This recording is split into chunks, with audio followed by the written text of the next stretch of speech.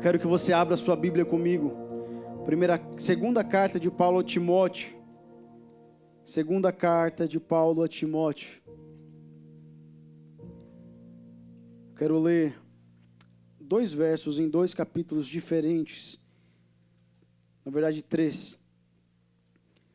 O primeiro se encontra no capítulo 1, no versículo 7 e 8, que diz assim: Portanto, Deus não nos deu espírito de covardia, mas de poder, de amor e de moderação.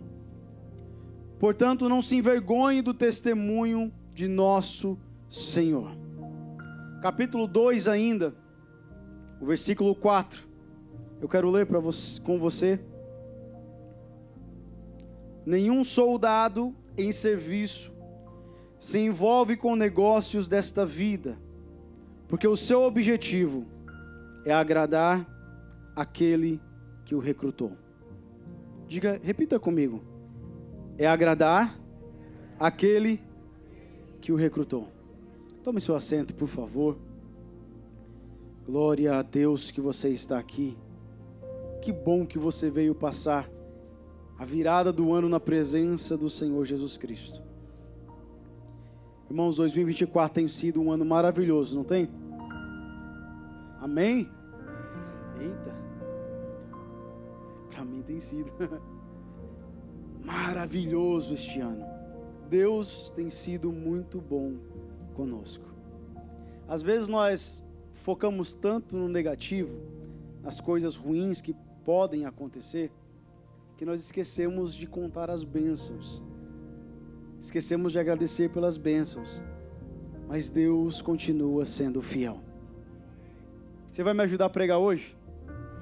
Irmãos, são 10h46 da noite. Se você não me ajudar a pregar, nós todos vamos passar a virada do ano dormindo. Você ronca daí, eu ronco daqui. Você tem que me ajudar a pregar hoje. Amém? Amém? Você vai me ajudar a manter o povo acordado? Se alguém cochilar do seu lado, você tem autoridade pastoral para dar um beliscão, uma cotovelada. Por favor, faça isso com amor, com carinho. A Bíblia fala que a gente tem que fazer tudo com amor. Então você dá o beliscão, mas fala em amor. Nós temos experimentado o favor, a graça de Deus, porque Ele é fiel. Deus é fiel. Diga amém, pelo amor de Deus. Deus continua sendo fiel. E sabe, eu tenho aprendido que Deus nunca nos dá o plano completo de início. Ele vai nos revelando ao longo do percurso, ao longo da trajetória. E eu tenho visto que parece que Deus vai tirando um pouco das vendas dos nossos olhos e vai revelando os seus planos de acordo com aquilo que nós estamos preparados para receber, ou aquilo que nós estamos maduros o suficiente para entendermos. Irmãos, 2024 me mostrou uma coisa maravilhosa, que é uma verdade bíblica que eu já li, já preguei, e eu creio, mas eu vivi na experiência, que os pensamentos de Deus não são os meus pensamentos. Os caminhos de Deus não são os meus caminhos. Eu comecei em 2024 pensando que seria uma coisa, mas Deus fez abundantemente além daquilo que eu pedi, daquilo que eu imaginei. A bondade dele superou em muito. Eu não sei se com você foi assim também. Os seus pensamentos são mais elevados, os seus caminhos são mais altos do que os nossos. E sabe, desde quando nós abrimos a Freedom, nós plantamos a Freedom, nós buscamos de Deus um tema, um nome, para o ano que está prestes a começar. Mas 2025, Deus não me deu um tema. Deus não me deu um nome. E talvez isso seja para melhor. Porque a grande realidade é que nos últimos anos, nós colocamos um nome, mas não vivemos o que o nome estava dizendo. 2025 Deus não me deu um nome, não deu um tema, mas uma coisa Ele tem falado em meu coração, que não há mais tempo para gastar tempo com coisas que não têm valor. Às vezes nós gastamos tempo e recurso com coisas que Deus nunca pediu. E nos cansamos fazendo aquilo que Ele não pediu. E quando chega a hora de fazermos aquilo que Ele pede, nós não temos mais força e nem recursos. Você está sentindo isso também? Eu creio que em 2025 Deus vai fazer algo sobrenatural em nosso meio. Ele vai nos levar a fazer coisas relevantes, coisas profundas, mas não coisas que estão no nosso coração, mas as que estão no coração dele. Diga amém, pelo amor de Deus. Paulo escrevendo a Timóteo no capítulo 1 da segunda carta, Paulo começa a dar alguns ensinamentos ao seu filho na fé. E isso me chamou muita atenção por esses dias. Porque Paulo começa dizendo para Timóteo: olha, Timóteo, te enviei numa missão, te coloquei na frente de uma igreja, e agora essa igreja está passando por um problema muito grande. Falsos mestres têm se levantado em todos os lados, mas Paulo começa a aconselhar a Timóteo, e ele fala assim: Timóteo, Deus não nos deu um espírito de temor, Deus não nos deu um espírito de covardia, Ele nos deu um espírito de poder. Olha para quem está do seu lado e fala: você recebeu o espírito de poder. Eu creio que em 2025 nós não vamos viver com espírito de covardia. Deus está tirando o espírito de covardia do nosso meio.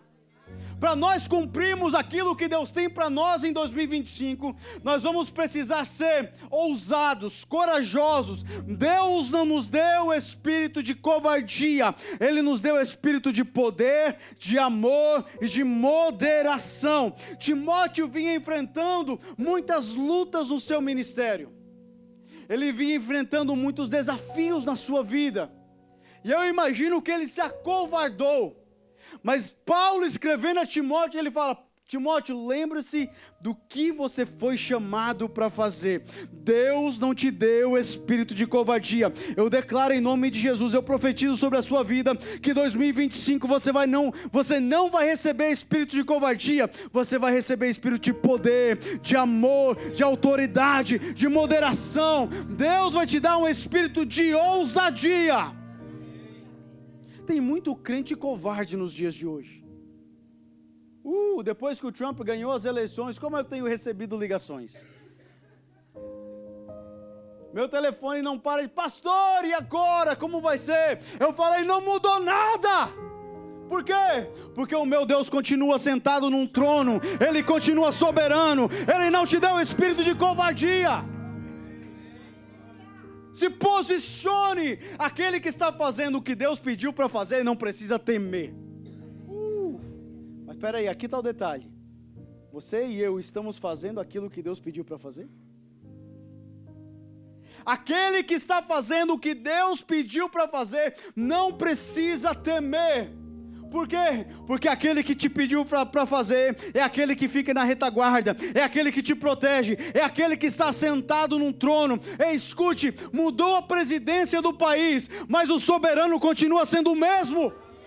Aleluia! Paulo olha para Timóteo e fala: Timóteo, Deus não nos deu espírito de covardia, mas de poder. Deus nos deu espírito de poder. Agora preste atenção. Paulo não falou assim: Deus deu aos pastores espírito de poder. Paulo não falou: Deus deu aos apóstolos espírito de poder.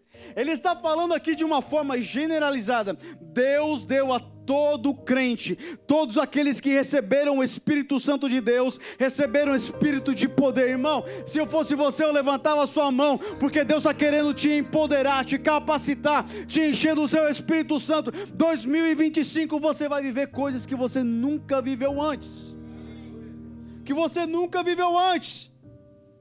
Timóteo estava enfrentando uma batalha muito grande. Aí Paulo vem, não passa a mão na cabeça de Timóteo. Paulo lembra ele de quem Timóteo era. Eu acho que em 2025 nós vamos começar a lembrar do que nós somos chamados para fazer. Oh, nós estamos andando por caminhos que Deus nunca pediu, fazendo coisas que Deus nunca mandou, estamos perdendo a nossa identidade, o nosso propósito está sendo perdido de vista. Mas Paulo olha para Timóteo e fala assim: Timóteo, lembra do dom que Deus te deu e reaviva ele dentro de você. Deus vai começar a reavivar dons aqui em nome de Jesus. Ai, por muito tempo o dom que Deus te deu estava dormente, estava parado, você pensou que Deus tinha retirado. Eu tenho uma notícia para você: Deus não tira dom. Os dons de Deus são irrevogáveis. Ele não tira dom, mas o dom pode dormir, ele pode adormecer. Mas sabe de uma coisa? Deus mandou eu te dizer nessa noite, usando as palavras do apóstolo Paulo: reaviva o dom que está em você e receba espírito de poder, espírito de amor, espírito de moderação. Para quê? Por que Deus quer dar um espírito de poder, um espírito de amor e moderação? Versículo 8: portanto, não se envergonhem do testemunho do nosso Senhor. Não se envergonhem do testemunho do nosso Senhor. Deus vai começar em 2025 nos levar a viver o que Ele quer que nós vivamos, porque está na hora da igreja se reposicionar e parar de ter vergonha daquele que nos chamou. Mas pastor, eu não tenho vergonha. Pastor, eu não sou essa pessoa que o senhor está falando aí, não. Irmãos, eu vim lembrar você e fazer uma pergunta retórica. Não responda, por favor. Quantas almas nós temos ganhado para Jesus nesse ano? Vamos fazer aqui a nossa matemática. Quem é bom de matemática? Quantas almas nós ganhamos para Jesus? Quantas famílias nós mudamos? Quantos jovens nós impactamos? Quantas vezes você se levantou no meio de uma turma e falou: não, mas o meu Deus é diferente, o meu Deus pode mudar a tua história, Ele pode mudar o teu casamento, Ele pode restaurar a tua família. Quantas vezes nós deixamos Deus usar a gente, ou nós nos acanhamos, nós ficamos covardes? Paulo falou: Timóteo, Deus não te deu espírito de covardia, mas de poder. Para quê? Para você se levantar no meio de uma geração corrompida, para você se levantar no meio de uma geração que não quer nada com Jesus, e você falar: eu não tenho vergonha do Deus que eu sirvo, eu não tenho vergonha do Deus que me chamou, eu não sou envergonhado, Ele me salvou e Ele pode salvar você também. Ele mudou a minha história, Ele pode mudar a sua também. Ele mudou o meu casamento, Ele pode mudar o seu também. Eu não me envergonho do Evangelho de Cristo, porque Ele é poder de Deus para a salvação de todo aquele que crê. Ele é poder de Deus para a salvação de todo aquele que crê. Então eu creio que em 2025 Deus vai levantar uma igreja corajosa. Irmãos, vocês estão acordados? Eu creio que Deus vai levantar uma igreja corajosa, gloriosa, uma igreja poderosa para proclamar Jesus. Mas pastor, eu não falo inglês. Pregue com a sua vida. Fala assim, irmão. Você fala assim, você vai no banco, você se vira. Bem que tem brasileiro aqui no banco, né? Você fala assim, você só tem vergonha. Você fala assim porque você se vira no trabalho, você se vira onde você for. Você fala assim: Jesus loves you. He can change your life. He did it to me, He can do it to you. Of course que sim. Você fala assim. É ou não é? If He did it to me, He can do it to you. Se Ele pode fazer em mim, Ele pode fazer em você. Se Ele pode pegar um menino e tornar num pastor, Ele pode pegar você e tornar num evangelista, num pastor, naquele que ganha alma. Ei, se Ele fez comigo, Ele pode fazer com você. Olhe para alguém e diga assim: se Ele fez em mim, Ele pode fazer com você também. Irmão, eu vou fazer você falar muito hoje, viu? Para você ficar acordado. Agora fala como se você acreditasse. Se Ele fez comigo, aí você fala assim, ó: se Ele fez comigo, que tentei fugir, que era um arrogante, que não queria nada, que nem gostava de gente, e Ele transformou num pastor, Ele pode fazer em você também. Ei, você já viu o pastor não gostar de gente? Você já viu? Eu tinha promessa, mas eu não gostava de gente. O meu problema é que eu não queria pastorear.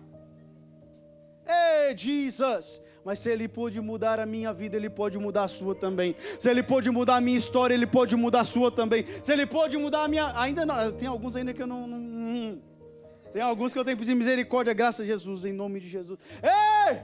Mas se Ele pode fazer em mim, Deus vai levantar uma igreja corajosa, diga amém. Uma igreja corajosa. Agora, preste bem atenção, não é corajosa dentro da igreja, não é corajosa no meio dos brasileiros. Deus vai levantar uma igreja corajosa, gloriosa, santa, imaculada, no meio dos americanos. Deus vai começar a fazer uma revolução nessa nação.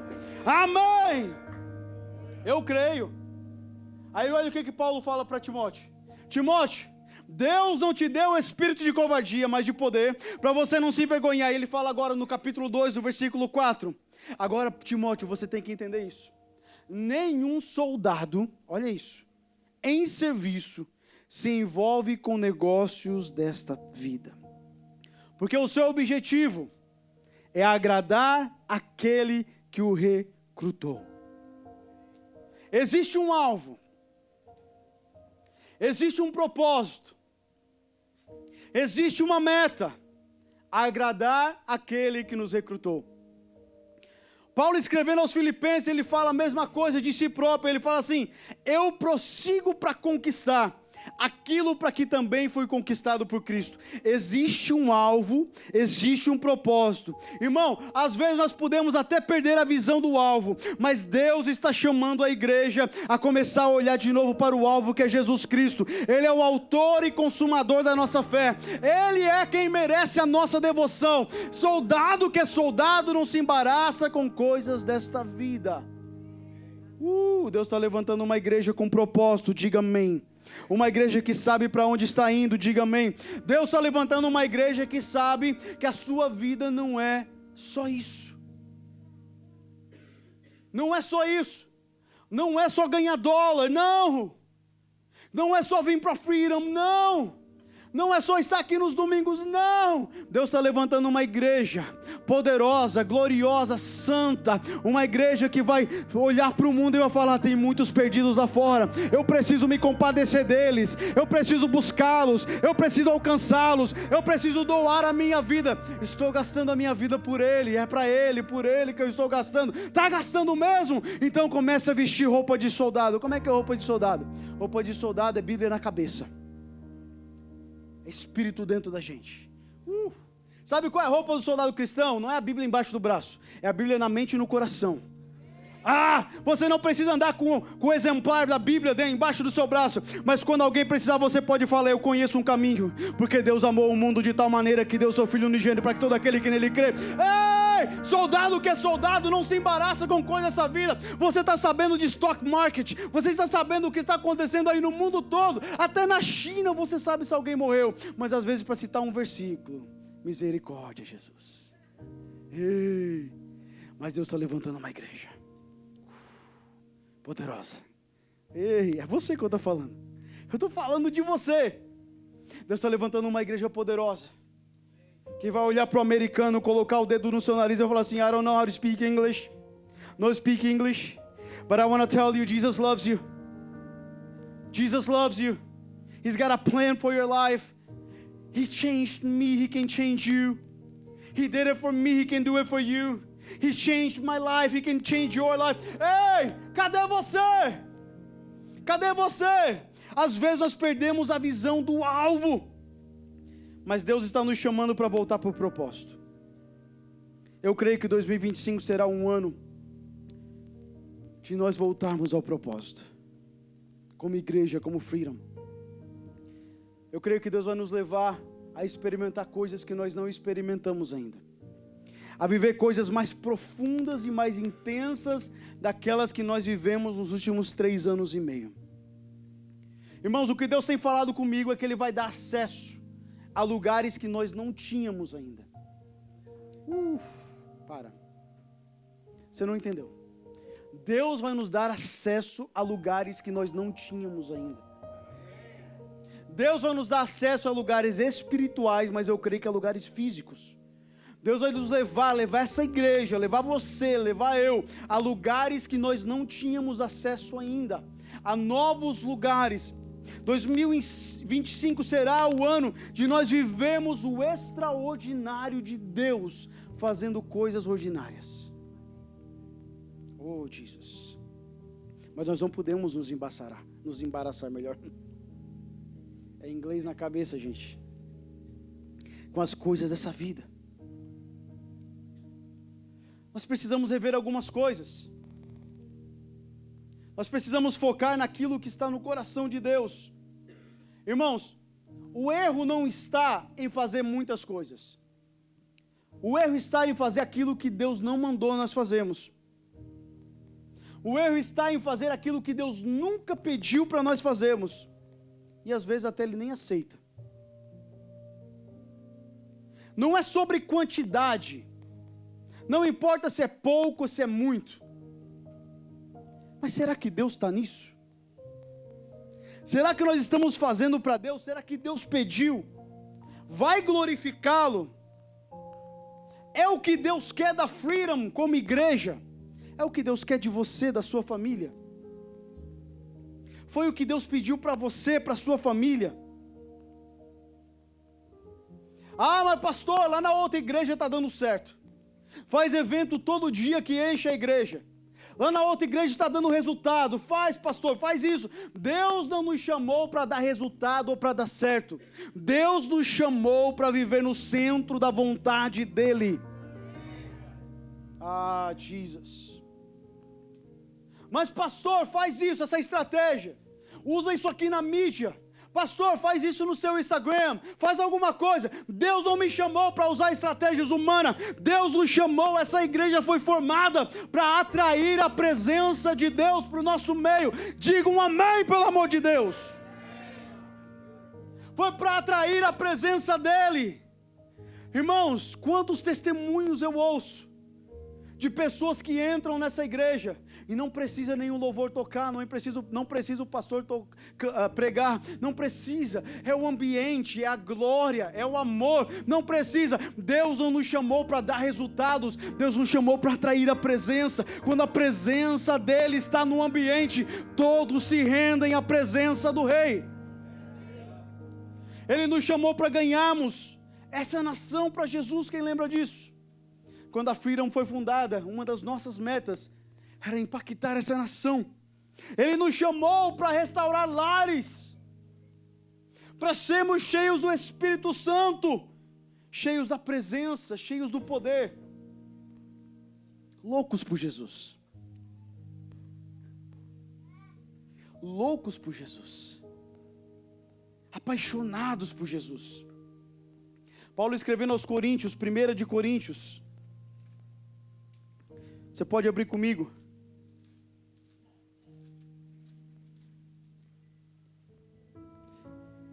Capítulo 1, versículo 18.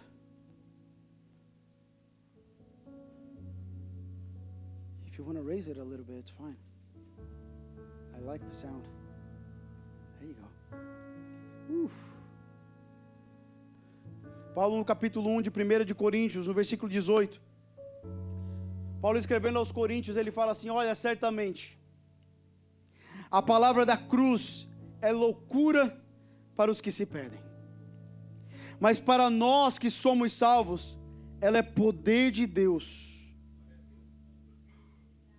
Pois está escrito: destruirei a sabedoria dos sábios e aniquilarei a inteligência dos inteligentes.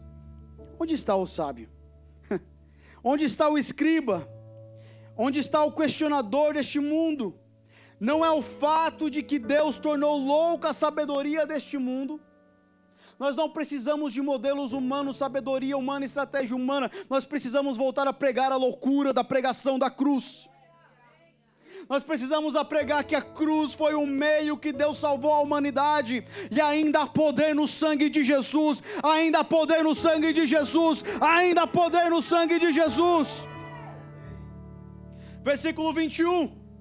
Visto que na sabedoria de Deus o mundo não conheceu a sua própria sabedoria, Deus achou por bem salvar os que creem por meio da loucura da pregação. Mas pastor, eles vão achar que nós somos tudo louco. Mas é porque a pregação da cruz é loucura para os que não creem. Irmão, se taxarem você de louco, não tem problema. São tudo louco, vão passar a virada do ano na igreja, ouvindo um pastor pregar, cantando música. Vocês são tudo doidos, eu sou mesmo, porque ele é digno da minha loucura.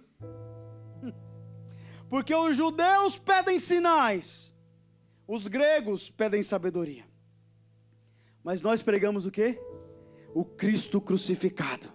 Escândalo para os judeus, loucura para os gentios, mas para os que foram chamados, tanto judeus como gregos, Cristo é o poder de Deus e sabedoria de Deus. Deus vai levantar a igreja novamente, para nós pregarmos a pregação da loucura da cruz, para nós pregarmos o evangelho puro, simples, mas o evangelho que liberta, que cura, que salva, é o evangelho que muda vidas, é o evangelho que restaura famílias. Este evangelho nós precisamos pregar novamente. Irmãos, tem tanta pregação que não tem nada a ver. Tem tanta pregação que as pessoas saem da igreja e voltam para casa igual. Tantas pregações que não mudam a sua vida. Mas cada vez que nós pregarmos sobre a cruz, cada vez que nós falamos que o sangue de Jesus ainda tem poder, cada vez que nós falamos que ainda há solução para o teu problema, ainda há solução para aquilo que você está enfrentando, e o nome da solução é Jesus Cristo. Escute, a solução não são estratégias humanas, mas é Jesus. Ele continua sendo o centro da igreja, Ele continua sendo o noivo, Ele continua sendo o meio de salvação. A cruz fala de Jesus. Nós precisamos voltar à essência, à simplicidade do evangelho, e discernir aquilo que Deus está pedindo, aquilo que Ele está envolvido. O que Deus tem pedido de nós para 2025? É pararmos de gastar tempo com coisas que Ele não está envolvido. Você vai ver a Freedom em 2025 começar a focar muito mais em famílias. Você vai ver a Freedom em 2025 começar a focar muito mais nos lares, dentro de casa, porque é o que Deus tem nos pedido. Talvez vamos ter menos eventos, mas vamos ter mais vento. Só quem é crente entende essa.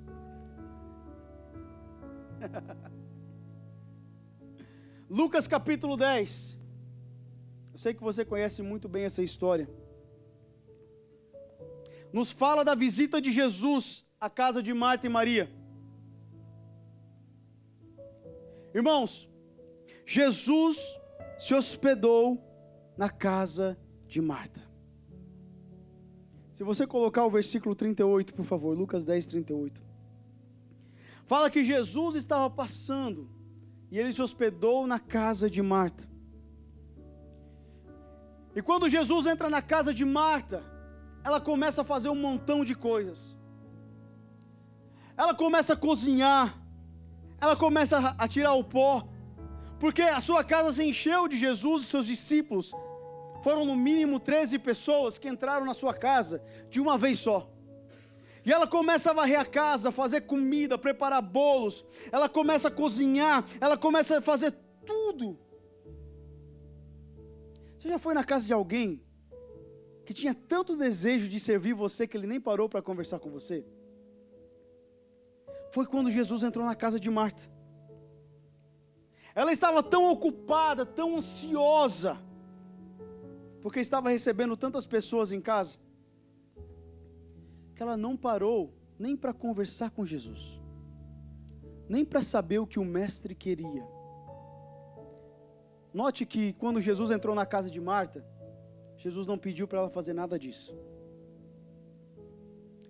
Jesus não entrou na casa dela e falou: Marta, agora eu quero que você faça uma picanha assada, bota ali também uns coraçõezinhos bem temperadinhos. Não. Ele entrou na casa de Marta, se assentou e começou, que a Bíblia indica, a falar e a ensinar. Só que Marta, querendo cuidar de Jesus, ela começa a cuidar da casa. Irmãos, quantas vezes Jesus está na casa e nós cuidamos da casa e não paramos para ouvir Jesus? Quantos anos será que nós passamos, ou passaremos talvez, se não ouvimos, fazendo coisas que Jesus não pediu e perdendo momentos preciosos com Jesus. Jesus se hospedou na casa de Marta. Eu creio que Jesus tem se hospedado aqui na Freedom. Eu creio que Jesus tem se hospedado na sua casa. Ele se hospedou. Você imagina o privilégio de receber um mestre em casa. A Bíblia fala que Marta se ocupou com coisas desnecessárias, ao ponto de não desfrutar da presença de Deus. Marta se embaraçou com as coisas dessa vida. Marta se embaraçou com as coisas de casa. Mas Jesus estava sentado no living room dela. Jesus estava sentado na sala e Marta ficou na cozinha. Jesus estava ensinando e Marta estava colocando tempero nas comidas. Quando Jesus entrar na sua casa, pare tudo, se assente e ouça o que o mestre vai dizer. Eu estava lendo esses textos e eu notei que a única vez que Marta se aproxima de Jesus foi para reclamar, para se queixar. Porque quem não se assenta para desfrutar da presença dele, todo o serviço fica pesado. Tem muita gente, tem muitos pastores, tem muita igreja que estão entrando em burnout, que estão se esgotando, porque se ocupam tanto com coisas desnecessárias e não se assentam aos pés de Jesus. Queridos, eu não quero ser um pastor que fica fazendo evento após evento, correndo para lá e para cá e fazendo não sei mais o que, e me esquecer de sentar aos pés de Jesus. Eu não quero que a Freedom seja uma igreja cheia de eventos, mas vazia de Deus. Irmãos, Deus entrou em casa, então nós temos que sentar aos pés dele e parar para ouvir o que ele está falando. A única vez que ela se aproxima de Jesus, ela fala: Senhor, não te importa que eu estou fazendo todas essas coisas, e a minha irmã, Maria, está aí sem me ajudar em nada. Quando nós fazemos aquilo que Jesus não pediu, nós começamos até a criticar aqueles que estão fazendo o que ele falou.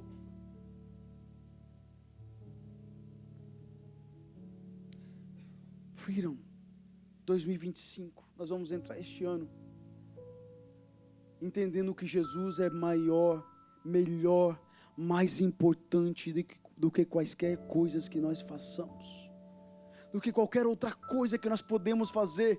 Pastor, nós temos eventos grandes, nós temos aniversário da igreja, pastor, nós vamos ter o retiro dos homens, retiro das mulheres. Sim, isso é legal, muito bom, mas Jesus é mais importante, Ele é melhor, Ele é mais valioso que qualquer coisa e todas as coisas somadas. Quantas vezes eu falo para as pessoas aqui na igreja: seja sensível ao ambiente. Quando Jesus entrar no ambiente, pare tudo o que você está fazendo. Às vezes, eu não sei se você já notou, eu vou para quem está batendo foto e falo: para, não preciso mais de foto, adora Ele. Para de stories. Se precisar parar de tocar, pare de tocar. Adore a Ele. Quantas vezes eu preciso lembrar que não vale a pena uma foto se você vai perder o momento da adoração. Não vale a pena um stories mais se você não está sentado aos pés do mestre. Não adianta, irmão, quando ele estiver no ambiente, se renda à presença dele. Mas às vezes nós entramos no automático. Às vezes nós entramos no costume. E sabe, entra ano e sai ano, e nós podemos entrar em 2025 no automático.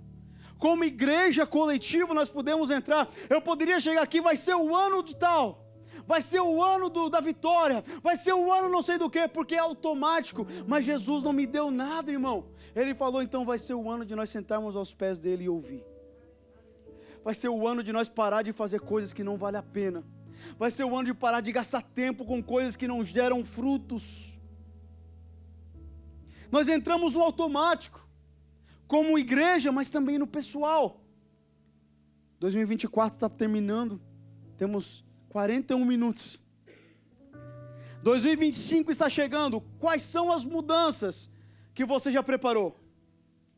Ou será que vai chegar na quinta-feira, porque amanhã é feriado, mas na quinta-feira você levanta novamente, vai para o trabalho novamente, vem para casa novamente, dorme novamente, você se alimenta e você vem para o culto no domingo e a rotina continua a mesma? Será que Jesus não está falando para nós fazermos nada diferente? Será que não vai mudar nada em nós? Será que nós vamos entrar em 2025 igualzinho nós terminamos 2024? Senhor, eu estou aqui atarefado, fazendo tantas coisas, e o meu irmão Steve está ali tocando um teclado, está ali adorando o Senhor.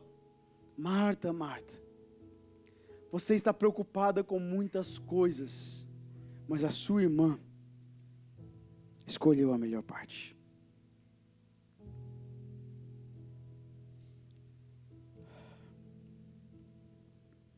A pior parte dessa história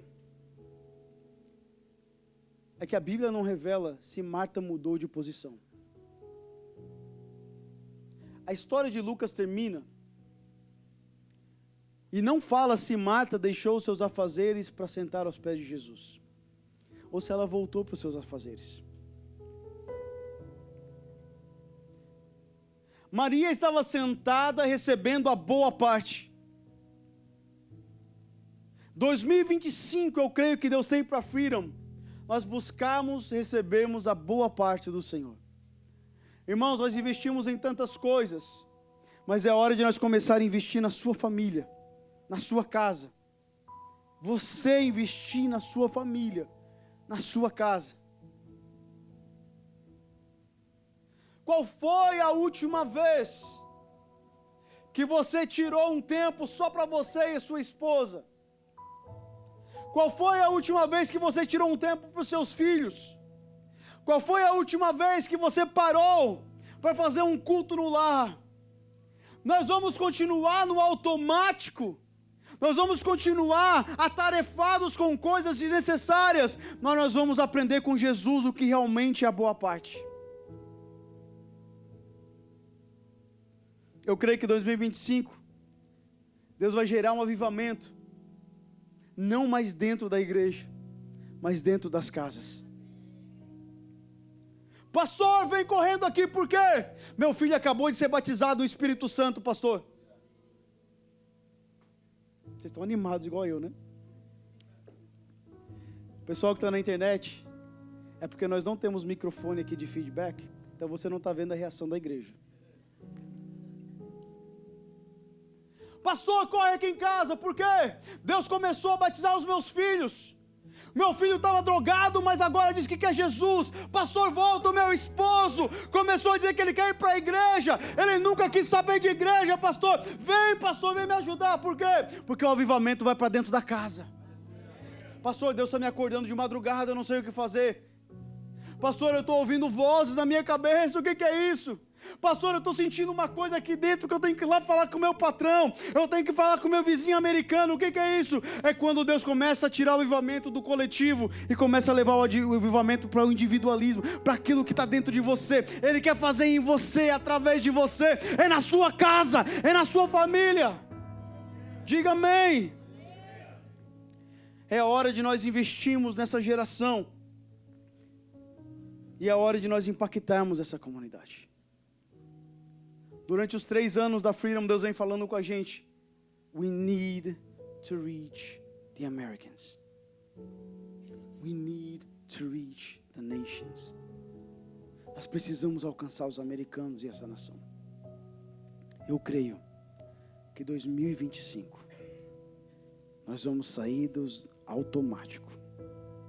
Nós vamos sair dos desnecessário. E nós vamos para o campo. Os campos estão brancos. Está preparado para a gente.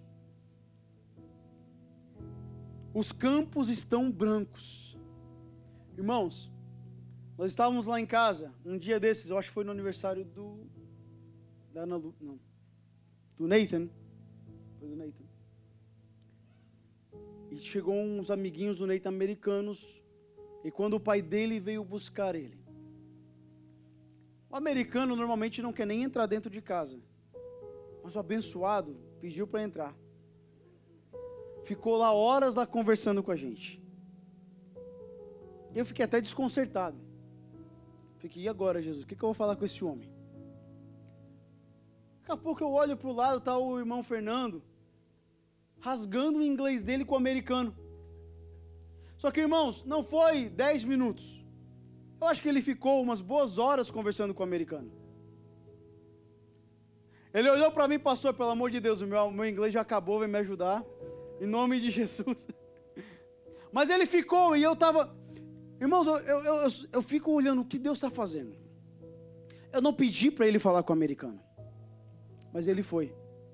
E ele começou a conversar. E ele começou a conversar. E ele começou a conversar. Aquele americano sentiu tão à vontade que ele não queria mais sair lá de casa. Os campos estão brancos. Nós precisamos abrir a nossa boca e começar a falar de Jesus.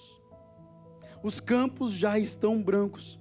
Eu me lembrei da história de Atos capítulo 2, que fala que a igreja estava crescendo. E uma das frases que tem nos versículos de Atos 2, fala assim, que Deus dava graça aos olhos do povo. Eu creio que em 2025, Deus vai mandar graça aos olhos do povo. A Freedom vai receber graça aos olhos dos americanos. Irmãos, você não vai entender como, mas eles vão parar para conversar com você. Eles vão achar, mas essa pessoa é muito gente boa, essa pessoa é muito legal. Ei, você vai começar a viver algo que você nunca viveu antes, caindo na graça do povo. Mas nós precisamos sair do automático.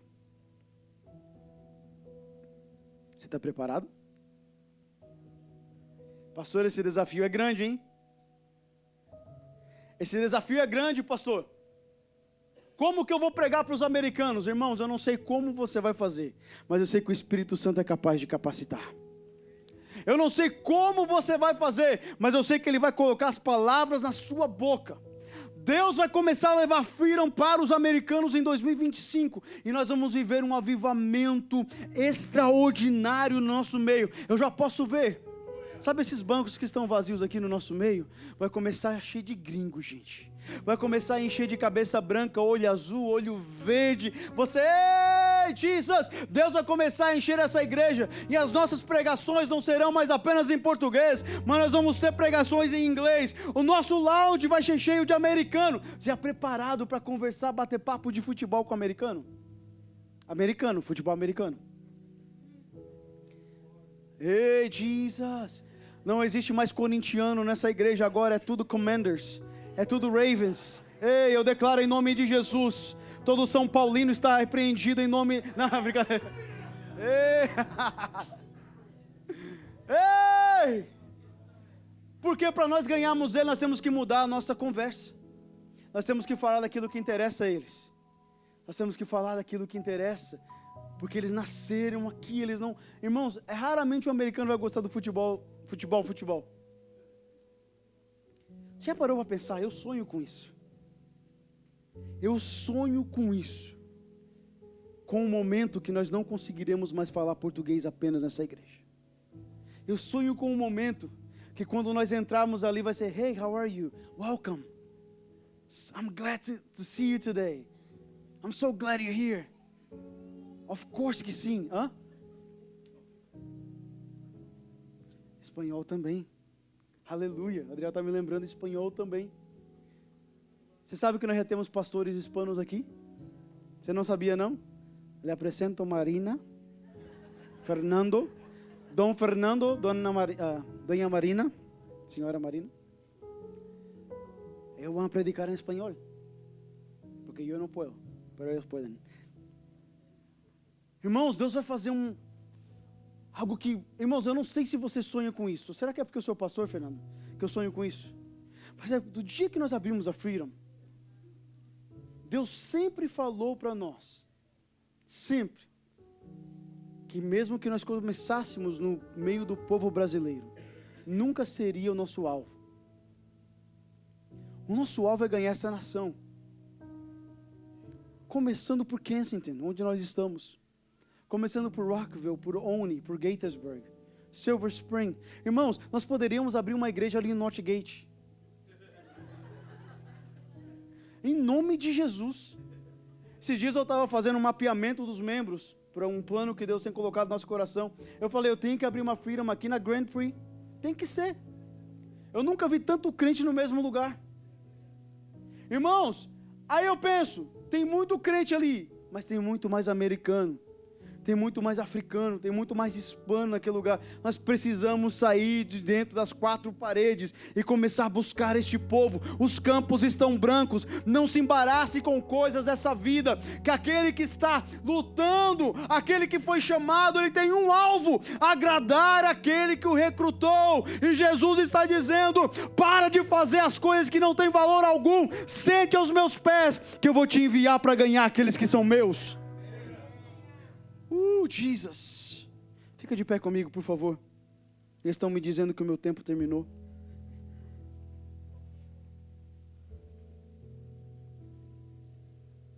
Eu estou convicto que nós não precisamos de mais programações. Nós temos que caçar mais presença. Eu estou convicto que nós não precisamos de mais eventos. Nós precisamos nos assentar aos pés de Jesus. Por muito tempo a igreja não tinha estrutura. Por muito tempo a igreja não tinha tecnologia.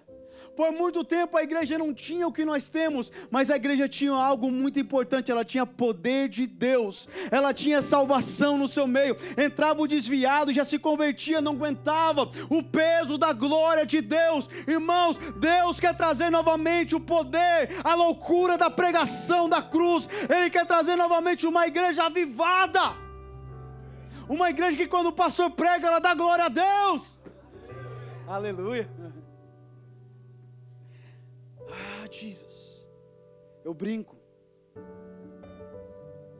mas mais do que um glória a Deus, Deus está buscando uma vida que viva os propósitos que Ele tem.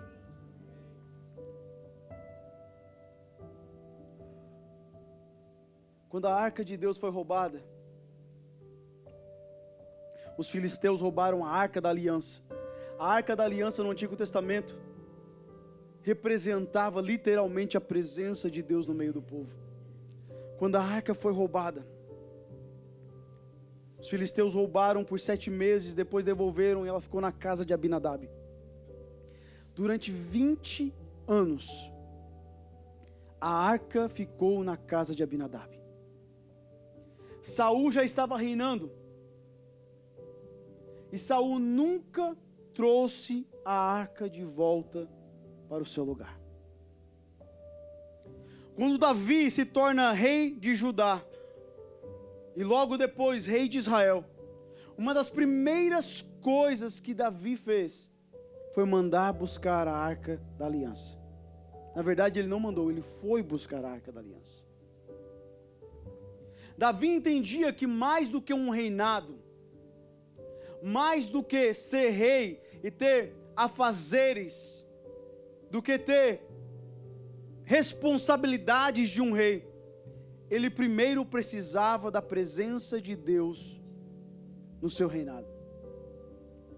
Na verdade a Bíblia fala que Saul manda buscar a arca uma vez, quando ele estava em apuros, perdendo uma batalha no qual seu filho Jonatas estava prestes a morrer. Ele manda buscar a arca, porque ele precisava de socorro. Mas quando Davi se tornou rei, a primeira coisa que ele fez, ele foi e mandou trazer a arca da aliança de volta para o seu lugar. Agora, quando Davi traz a arca, você conhece a história, Uzá morre, e a arca é redirecionada para a casa de Obed-edom por 3 meses. Deus abençoa a casa de Obed-edom de uma forma tão sobrenatural, que quando Davi ouve as bênçãos que caíram sobre a casa de Obed-edom, ele manda mais uma vez se prepararem para trazer a arca do Senhor. Davi então prepara toda a nação. A Bíblia fala que ele reúne 30.000 homens, fora mulheres e crianças, e vai até a casa de Obed-edom para buscar a arca. Saul mandou trazer a arca. Davi foi buscar a arca. Existe uma grande diferença nisso. Saul mandou trazer porque precisava de socorro. Davi foi buscar porque precisava da presença. Às vezes nós estamos na casa de Deus, tão atarefado com as coisas do reino, com as coisas da casa, que nós só pensamos na presença quando precisamos de socorro. Mas Davi reinava sobre todo Israel e Judá. E a primeira coisa que ele mandou buscar foi a presença de Deus. Que ele foi buscar foi a presença de Deus. Agora tem uma diferença. Pela lógica, a arca deveria voltar para o tabernáculo. Mas Davi não faz um tabernáculo. Não leva ela de volta para o tabernáculo. Davi constrói uma tenda. E no meio dessa tenda ele coloca a arca do Senhor. No meio dessa tenda ele coloca a arca do Senhor. E ele faz turnos de adoradores, que estariam adorando a Deus 24 horas por dia, 7 dias por semana. Nunca tinha acontecido algo semelhante na história de Israel. Davi traz a arca, não leva para o tabernáculo, coloca numa tenda, institui adoradores, que adorariam 24 horas por dia durante 7 dias. 7 dias por semana durante o tempo que Davi foi rei, na verdade. Quando nós pregamos sobre Davi, nós pregamos que ele matou o gigante. Nós pregamos que ele matou o urso. Nós pregamos que ele matou o leão. Mas a melhor coisa que Davi fez na sua vida, e o que marcou a história de todo o cristianismo e até mesmo dos hebreus, do judaísmo, foi a construção da arca, da tenda para a presença de Deus. Por que nós estamos tão impressionados com matar gigante e matar urso? Por que nós ficamos tão impressionados com matar leão? O mais impressionante foi um rei deixar os afazeres do seu reino, preparar um lugar para a arca do Senhor e dizer: de agora em diante nós vamos adorar a Ele continuamente, 24 horas por dia, 7 dias por semana, 360 dias por ano, porque o calendário hebraico é 360 dias. Mas quando nós pregamos, nós focamos no que Davi matou, no que ele conquistou. Mas Davi nos deu o culto que nós temos hoje. Davi nos deu aquilo que nós vivemos até hoje, um culto que contém instrumentos e música. Você sabia disso? Mas sabe o que eu acho mais lindo? A arca ficou na casa de Obed-edom por 3 meses. A Bíblia fala que Deus abençoou Obed-edom de uma forma sobrenatural. Só que quando eu leio Crônicas capítulo 15, capítulo 16, capítulo 25 também, fala que Obed-edom não ficou em casa. Ele seguiu a arca quando Davi levou. Se você ler o capítulo 16 de 1 Crônicas, vai dizer que Obed-edom se tornou o porteiro da tenda de Davi. No próximo versículo vai dizer que ele era arpista e tocava no seu turno durante o momento do louvor na tenda de Davi. Deus tinha abençoado aquele homem muitíssimo, mas ele entendeu que a presença de Deus era mais valiosa do que as bênçãos que Deus tinha dado. E no momento que ele precisou tomar uma decisão entre a presença e as bênçãos, ele falou: eu vou onde a presença está. Ah, você não está entendendo, para. Obed-edom, ele abandonou tudo que Deus deu para ele e seguiu a presença de Deus que estava na arca. Ah, irmão, Deus não está buscando pessoas que estão atrás de bênção. Deus está buscando adoradores que adoram em espírito e em verdade. Aqueles que não estão atrás do que Ele pode fazer, do socorro que Ele pode dar. Mas Deus está buscando aqueles que amam a presença dEle. Amam a presença dEle. Davi, o que é que eu posso fazer? Eu sei. Davi, você vai tirar a arca da minha casa? O que é que eu posso fazer? Ah, tem uma vaguinha aqui para ser porteiro. Você quer ser porteiro? Estou dentro. Eu vou estar perto da arca. Irmãos, o cara é tão fominha pela presença, que ele tocava a harpa no seu turno, e quando ele não estava tocando, ele ficava na porta guardando a arca. Nenhum outro momento da história vai falar que Obed-edom voltou para casa para usufruir das bênçãos que Deus tinha derramado sobre a sua casa. Sabe o que ele fez? Ele levou os seus 68 filhos com ele. Filhos descendentes, né, gente? Não eram todos filhos dele, descendentes, netos, bisnetos.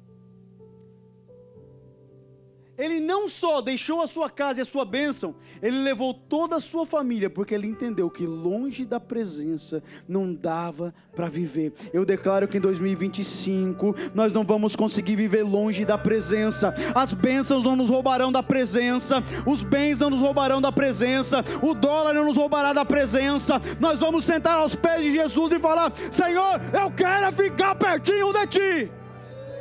Eu declaro em nome de Jesus que não vai ser só você, não vai ser só sua esposa, mas os seus filhos entenderão que o bem mais valioso que nós temos é a presença do Altíssimo. Em nome de Jesus. Em nome de Davi, me dá um lugarzinho. Ah, Deus. Pai, eu oro que a Freedom não vai gastar tempo com coisas que não está valendo mais a pena. Eu oro, Senhor, que nós seremos intencionais. Senhor, nós seremos diretos. Nós ouviremos dos céus a Tua direção. E nós faremos apenas aquilo que o Senhor falar. Ah, Deus, não nos deixe gastar tempo com coisas que não estão no Teu coração. Senhor, não nos deixe gastar tempo com coisas que não Te agradam mais. Deus, nós não queremos mais show. Nós não queremos, Senhor, pregações vazias do Evangelho. Nós não queremos, Senhor, apenas encher igrejas. Nós queremos pessoas cheias de Ti, Senhor. Nós queremos um povo apaixonado por Ti, Jesus. E eu profetizo em nome de Jesus que nós seremos caçadores da Tua presença. Onde o Senhor estiver, ali estaremos nós também. Deus, as bênçãos não nos prenderão. Senhor, não vai ser o governo que nos prenderá. Deus, onde a Tua presença estiver, ali estaremos nós, mesmo que seja para ser porteiro da Tua casa. Em nome de Jesus. Em nome de Jesus. Nosso tempo realmente foi. Nós temos um momento muito especial para nós fazermos, baseado nessa pregação, com base naquilo que eu preguei hoje. Eu quero convidar você. Nós vamos fazer círculos, grupinhos. Quero convidar você a se juntar com 4, 5 pessoas perto de você. E nós vamos tirar um momento de oração. Um período de oração. E eu quero que você ore pela pessoa que estiver do seu lado. E você vai dizer em nome de Jesus: eu profetizo que 2025 vai ser diferente do que foi 2024. Olá, obrigado por nos acompanhar até aqui. Se essa mensagem abençoou você, compartilhe ela com outras pessoas para que eles também possam ser abençoados. E já aproveite e nos siga nas redes sociais para você ficar por dentro de tudo que está acontecendo aqui na Freedom Church. Se você tiver algum pedido de oração, deixe nos comentários abaixo e nós estaremos orando por você. E se você mora na região de Washington DC, Maryland ou Virgínia, venha nos fazer uma visita. Será um grande prazer receber você na nossa família. Deus te abençoe.